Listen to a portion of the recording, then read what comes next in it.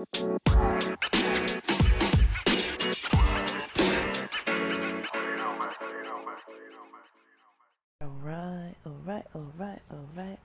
Welcome back to the podcast, back to Tomboy Official. So, today, I'm going to do a quick day 23 and then get into the rest of the topic. So, I'm going to be talking a bit about,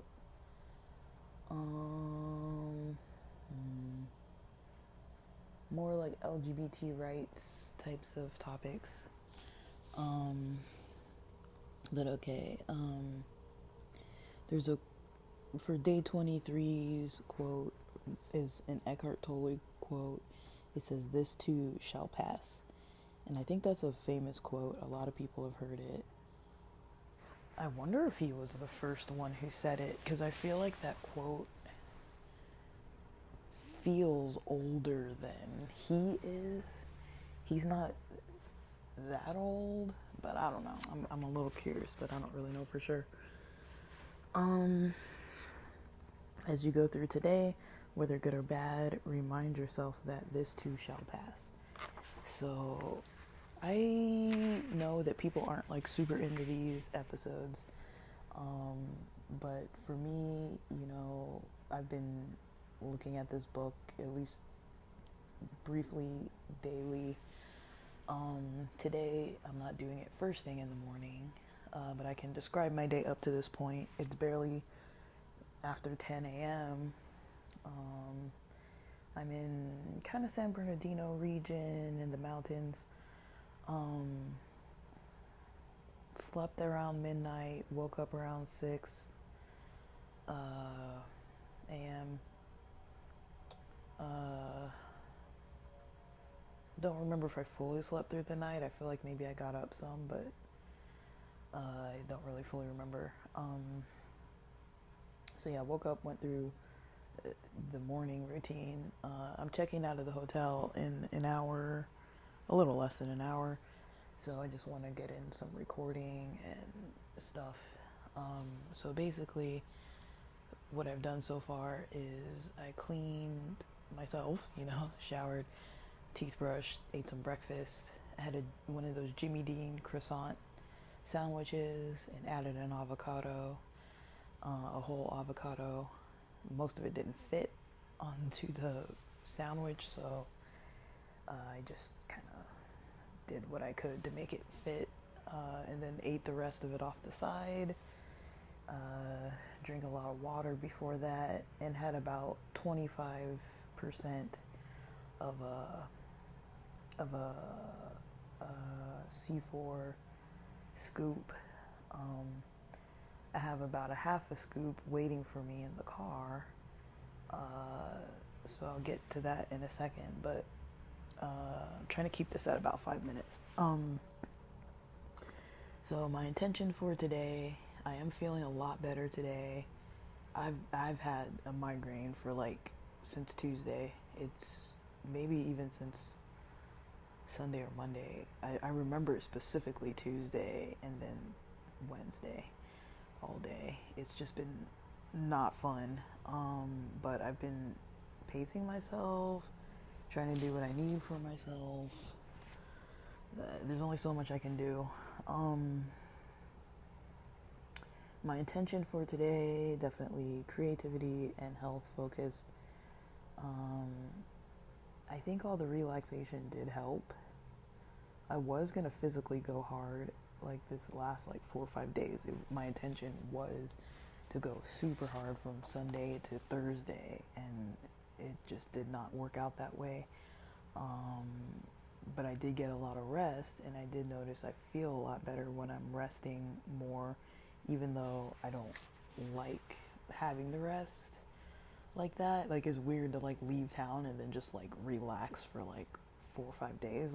I kind of wanted to get out and do more, but whatever. Today I'm grateful for, being able to get out, to where I am. To-dos for today. So once I get into town in LA, I'm gonna hit the gym pretty much right away, which is why I have that pre-workout that's in the cup holder. Um, I'm feeling a little better. Slight headache, but it's not that bad. And I don't know if it's like a PMS thing or if it's just a stress thing or an altitude thing or a hydration thing or um, sometimes I do notice some weird thing when I get like an intestinal kind of issue. I do get headaches sometimes at the same time. Like for example, sometimes it's not often, but I've noticed if I have like some weird issue with like my intestines or my bowels or something like that, like sometimes, you know, I gotta take a number two to kind of somehow, I don't know, that headache part can kind of go away after that. I don't understand it, but it's been like that for years. Um, and I'm not sure if it's like some weird nerve pressure thing. I always assumed it was like some weird pressure on the back of my, on the bottom of my spine or something that was like triggering some kind of nerve head pain. I really don't know. I really don't know. It's probably just a PMS thing. I don't really know. But yeah, so basically, okay, that went longer than 5 minutes, but anyways, so I can't really tell if it's me or if it's just the climate of things, but I'm kind of struggling to understand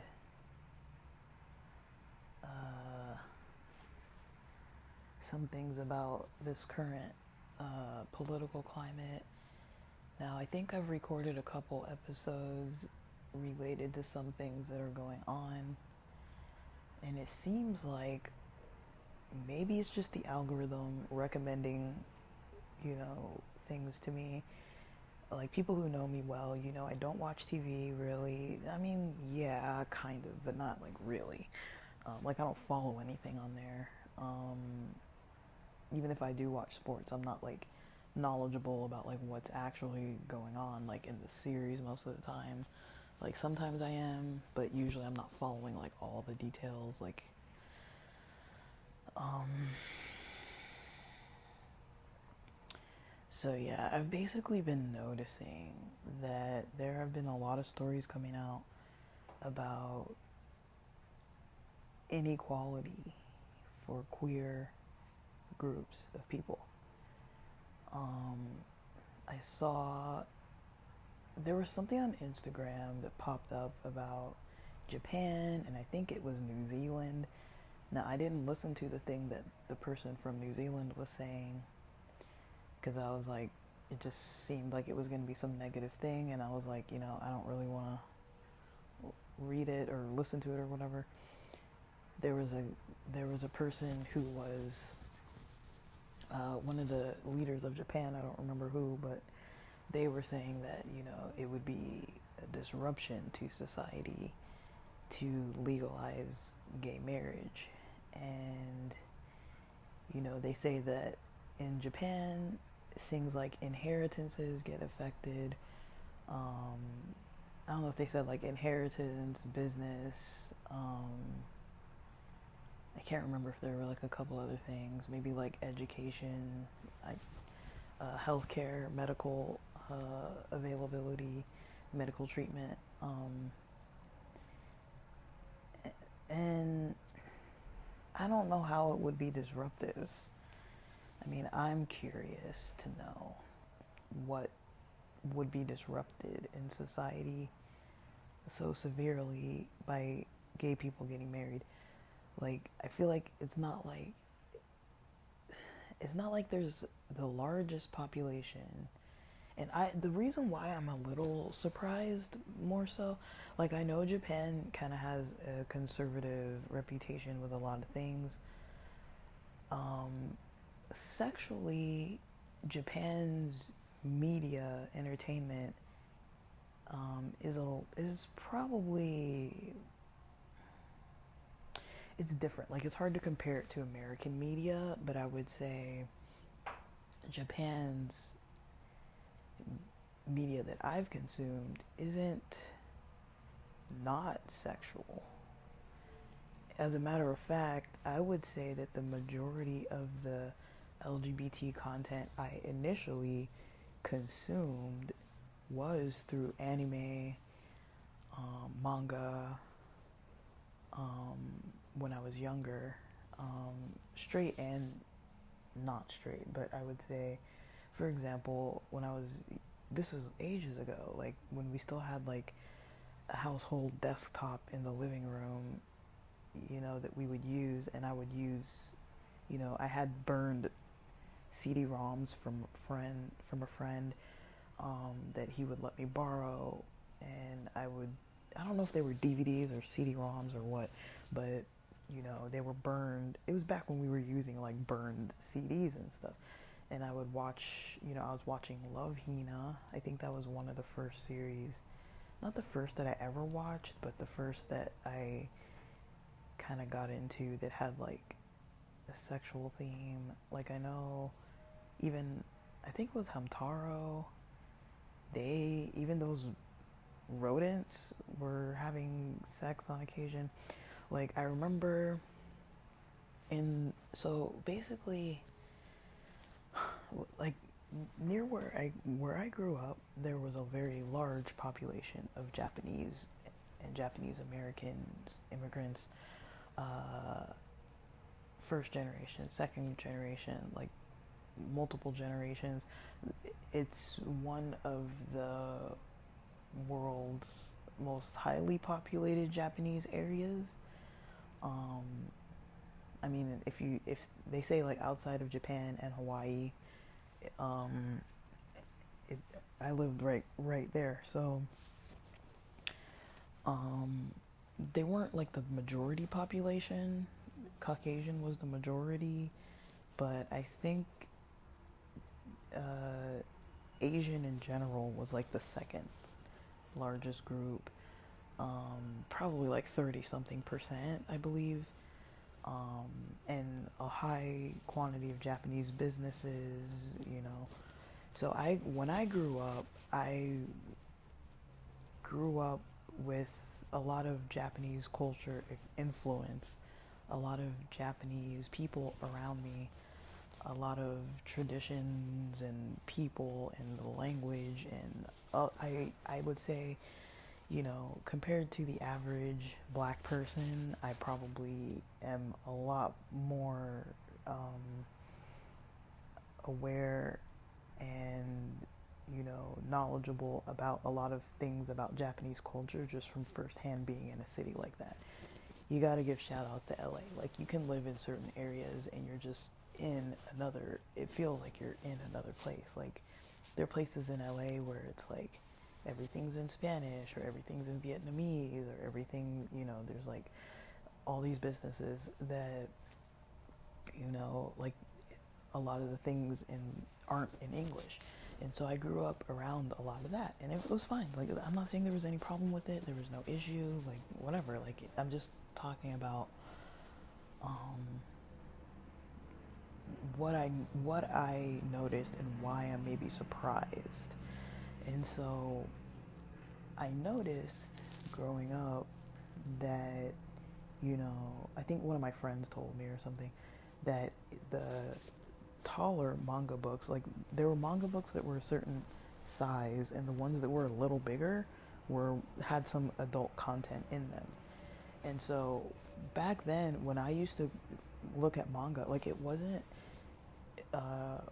readily available in English back then. Like they didn't. It was back.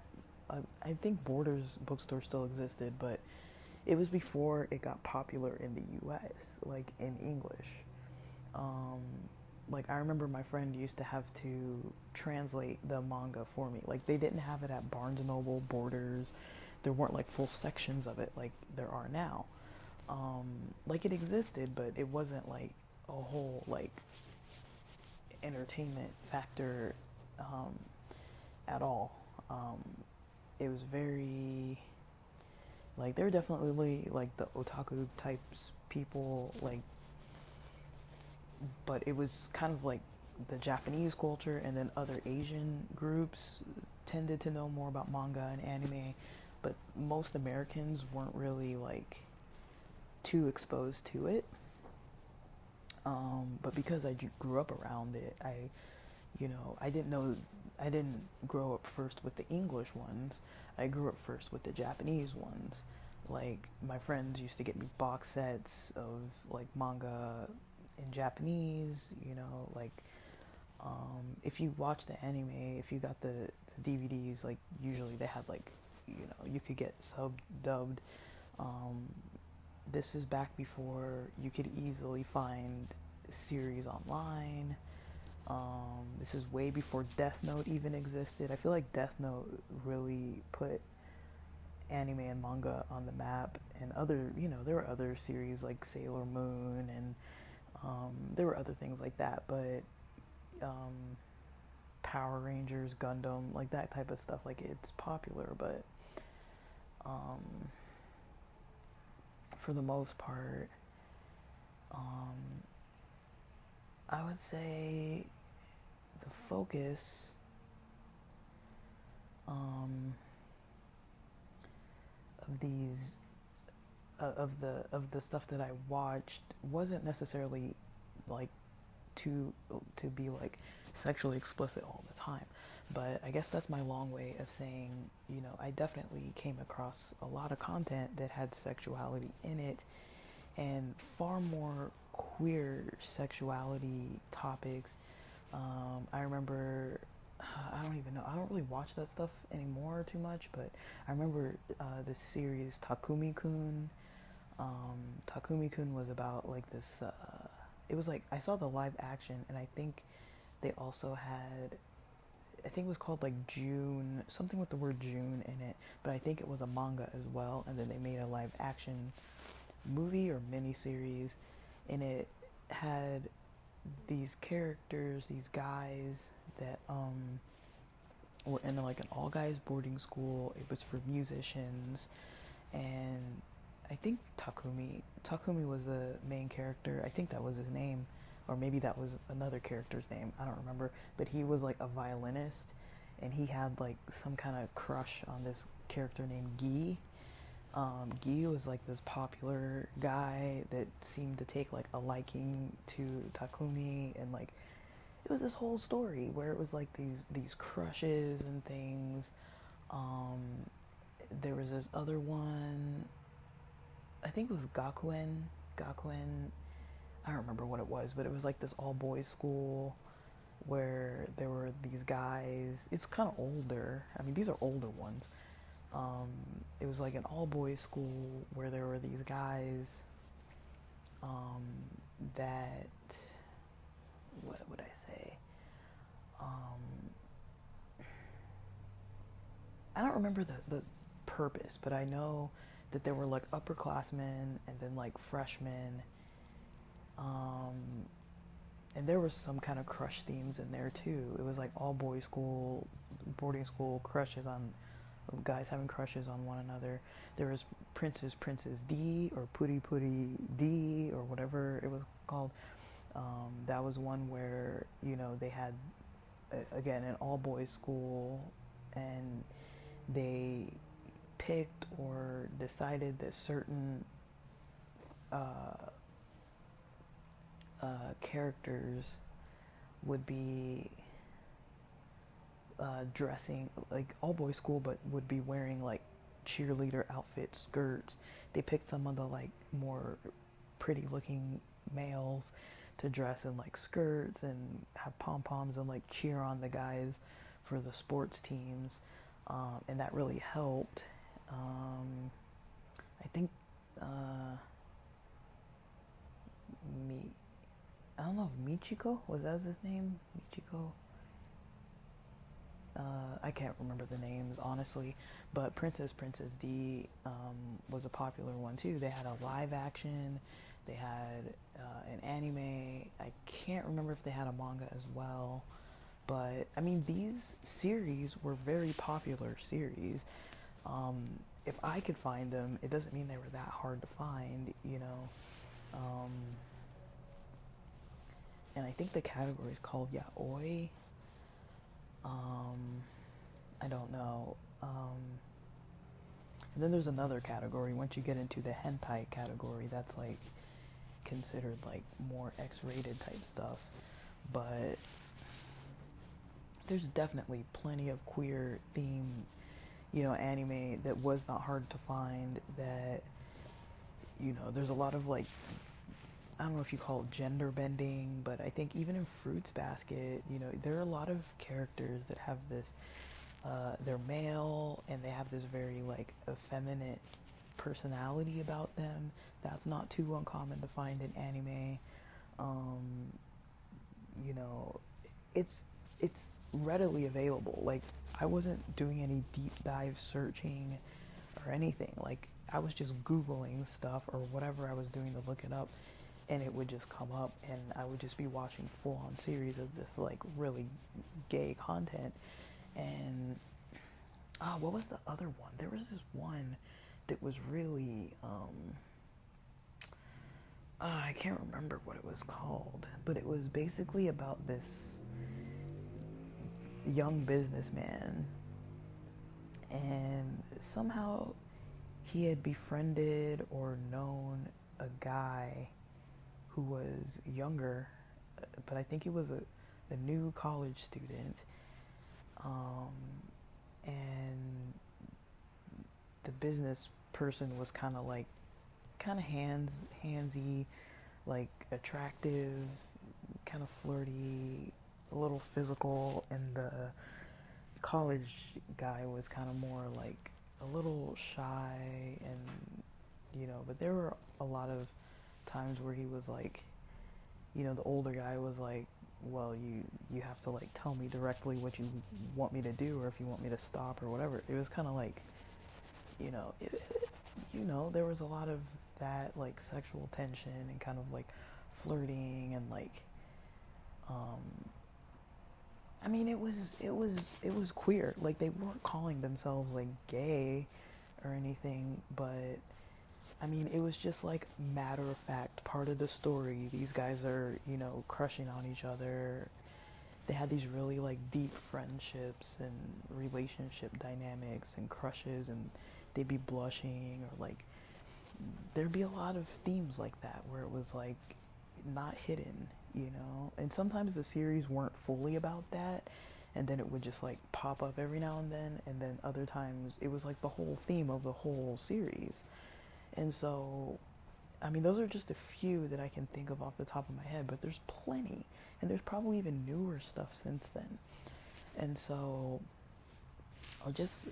I say all that to say, if I was young and I was finding that stuff on the internet, just because I had a love for anime and manga, because a lot of my friends did, you know how it is when you're like in your teens or whatever, you're trying to like fit in with like, you don't want your hobbies to be so unique from everybody else's that you're just like the one doing all this complete weird stuff. Like you like to have stuff in common, and I was intrigued because it was another culture and different languages and all this stuff. And I honestly, when I was growing up, I thought that was a normal part of Japanese culture. I was like, okay, so these guys go to these boarding schools and they kind of just get like a little curious about some stuff and explore a bit. And like I kind of just assumed that was culturally what was happening. And again, this isn't coming from like a Christian tradition culture. And then you fast forward, to see what politicians in Japan are saying currently, and it's like, oh, that would be disruptive to society.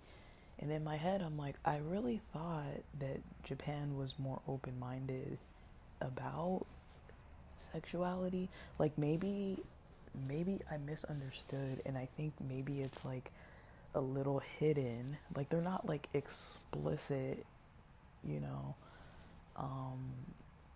They're not like explicit, but it's a little hidden.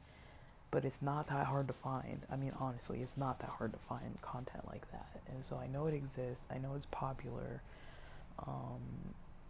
And I was really into that kind of stuff. Like, of course, when I was like a teenager, I was like, of course, this is what I want to watch. You know, I never really understood why, but I was just kind of like, this is more interesting than most of the stuff on TV. So I would consume a lot of content like that. And, I never really thought much of it. Growing up in a strict household, I wasn't even like, that was the type of stuff where people are like, oh, you're just watching cartoons, and like nobody really thought much of it, you know.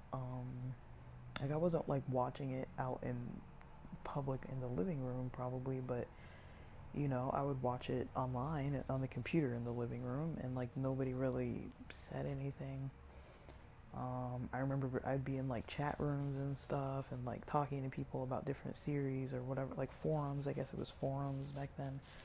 Um, and yeah, I'm not saying that's the only part of Japanese media culture, but I'm just a little confused as to how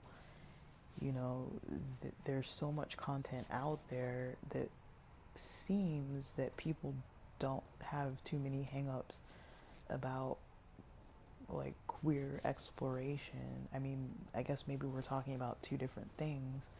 Exploration, entertainment themes versus like political, like policy and like marriage and rights and benefits. Those aren't the same um, things for sure, but I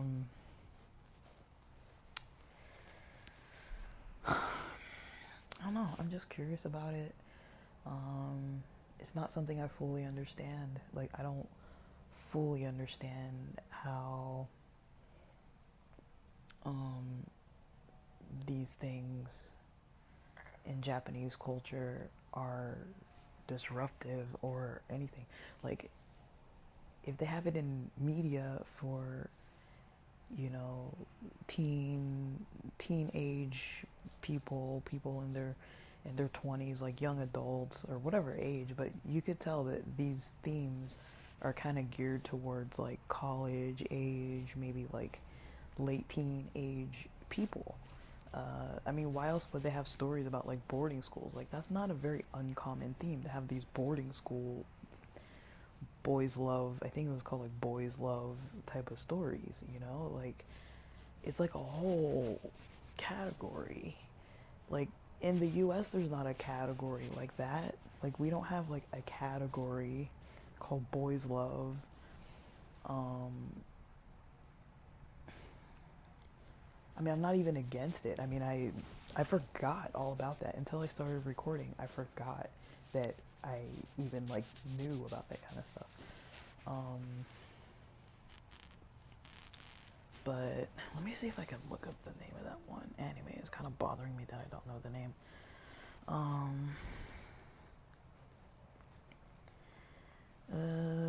All right, let me look this up.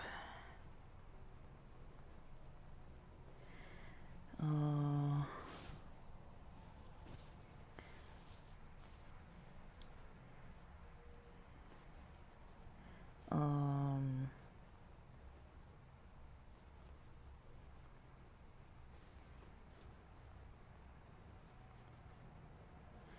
I don't think I'm gonna find the name. I don't know how to even search for this. Well, it gave me a list, and none of these are it. I don't think I'm gonna be able to find it that quick. I don't even know what to look up.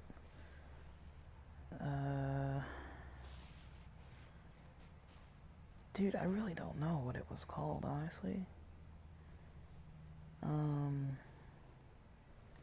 But there's a lot of stuff like that. Like, if you look it up, it's like, dude, there's like so much content that's like that, and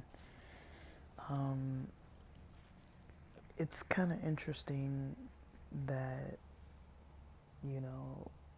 a culture can have two dynamics that are a little opposite. Like in the U.S.,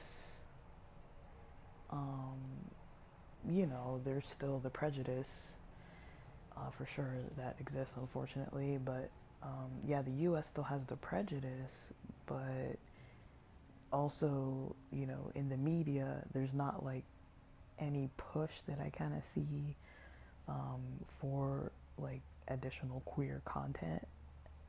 Like, I feel like, yeah, there's like drag stuff, and that's probably the thing that got popular more recently, even though it's been around for absolute ages. but I don't really think, there's a lot of mainstream queer stuff. Like, if it is queer, like Queer as Folk or L Word and that kind of stuff, it tends to be like, okay, put it on Showtime or put it on HBO or put it like somewhere where people have to pay subscriptions to watch it. There aren't that many queer theme, especially written by queer people. Like, you see it a little bit, but it's more of like a diversity. Like, okay, well, let's add like a queer person or whatever. Like, so Queer Eye was popular. Um, Queer Eye was a popular series. There was another show. I think that Chucky series had a queer character.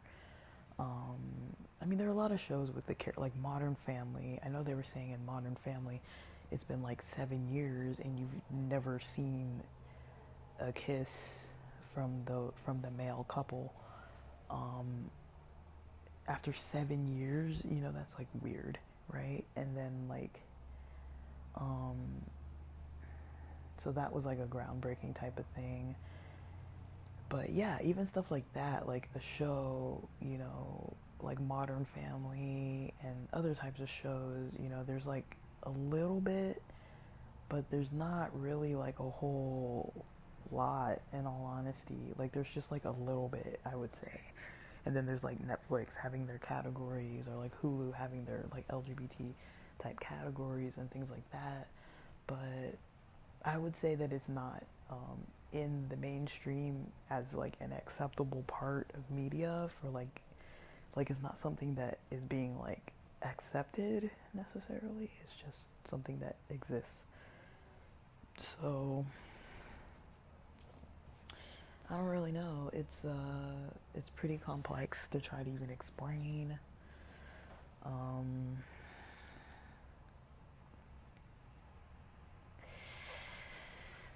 ooh. Um, and I don't even know if I can explain it. Dude, sorry, my stomach just suddenly started hurting. Um, but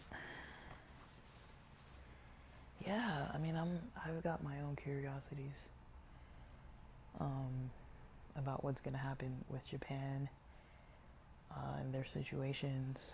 I'm a little surprised because I don't know that many cultures that aren't uh, like looking from like a Christian or Muslim or Jewish type lens. Like, Japan doesn't really do all that. Like, as a whole, I believe they're a Buddhist society, and as a whole, I feel like they don't really seem to like push religion like that. Like, I'm not saying they're not spiritual or religious. They definitely are. Um, a lot of the culture, I feel like a lot of things are incorporated into daily life. You know, there's a lot of traditions that are. It's a very lovely culture, very beautiful. Like, I've got nothing against it. I'm just a little shocked um, that the politicians aren't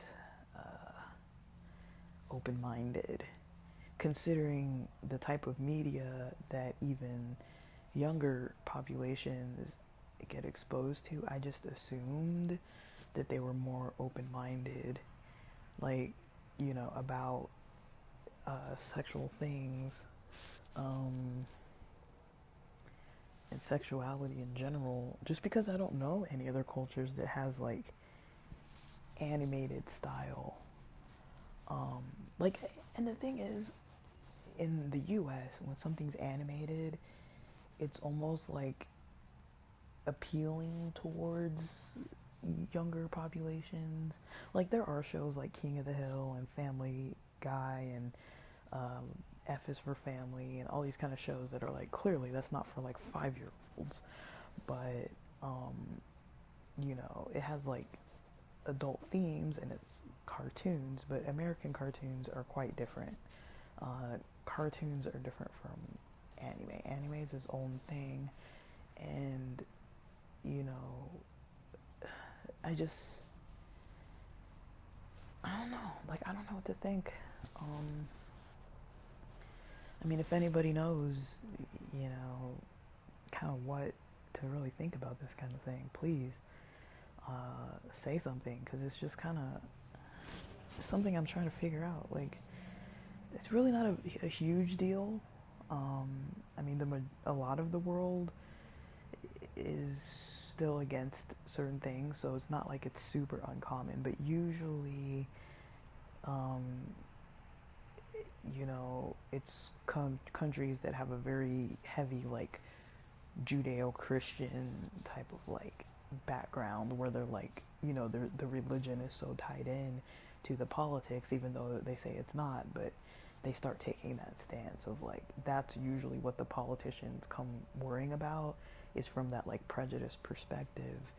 um, I don't really see how um, the comment about it being disruptive, I don't really see what that's supposed to mean. Like, that is confusing.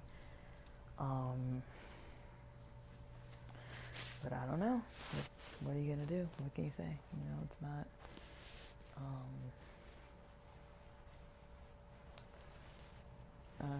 not my country. You know, I can't, like, enforce anything. I have no power about that stuff. But yeah, I don't know if anyone else is surprised. Maybe I should stop being surprised, but I don't know how else to feel about it. I'm just like, okay. Like, that wasn't something that I saw coming. Like, when I saw it, I was like, okay, like, yeah, they're against whatever. There's so many places against it, and I don't think they should be against gay marriage, but, you know, there are a lot of countries that are against it. So when I hear that there's a country against it, I'm not usually, like, shocked. But I guess when I started thinking about Japan more, I was like, huh, I didn't think they would take that route. Um, Now they are, I think, um, so Japan, it, like, culture-wise, is a culture that, you know, believes in saving face, and I could maybe think, the only thing I could kind of think that might not be getting, like, said so directly is that the culture, you know, maybe doesn't want the world's eyes on them, because maybe it is a taboo. Maybe it is a taboo still in Japan. Like, maybe it is a taboo, which I understand. You know, sexuality in general in a lot of cultures is a taboo. Um, and so maybe just it being a taboo and being on the world stage, if they did legalize, you know, I think maybe there might be some people that would experience, like, a sense of shame about their culture, about their Japanese culture, because the world is looking at them and thinking, okay, they legalized this, and maybe they just don't want that reputation. Like, I don't know. Like, I don't really know exactly where their minds are when they're saying the part about the disruption, but I could see that there would be people that have prejudices that are not okay with it. I could see that there would be people that, you know, wouldn't be pleased, or that might be against it. And I don't know how it goes in Japan. Like, if people are able to, like, picket or riot or protest, like, I don't know what their laws look like around those things. So if there was some type of, like, civil situation going on, or civil unrest or something, I don't know what that would look like in Japan. I've never seen them on the news, like, rioting or looting or protesting or anything. Like, I don't really know much about that with their culture, but maybe maybe they're afraid of how it would make them look as a country. Maybe it would be disruptive, like, in some other way, that they're just not explaining. I would like them to expand. Um, but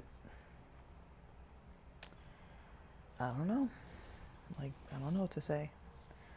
But I know I got 20 minutes till I gotta leave, so I gotta start checking out. But interesting topic. Thanks for listening.